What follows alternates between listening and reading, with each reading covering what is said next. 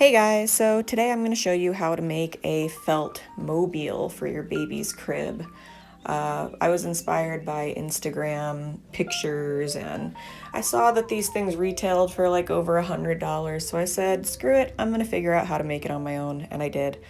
I went to Hobby Lobby and bought these felt pieces and some string and went to town. I'm just stitching the little knot stitches. I'm sure there's an actual name for them and I just don't know it, but it's pretty easy to do. If I can do it, anyone can learn to do it. I freehanded the designs that I wanted, just simple shapes, and then I stuffed them with the polyfill, which is just like pillow stuffing. And then once I got them all together, they are gonna be strung up with the same string that I used to stitch them. And I kind of just stuck the needle through vertically and strung them up together, and you'll get to see the completed project at the end of this video. Let me know if you guys have any questions. It wasn't a hard project to make, so I encourage you to try it.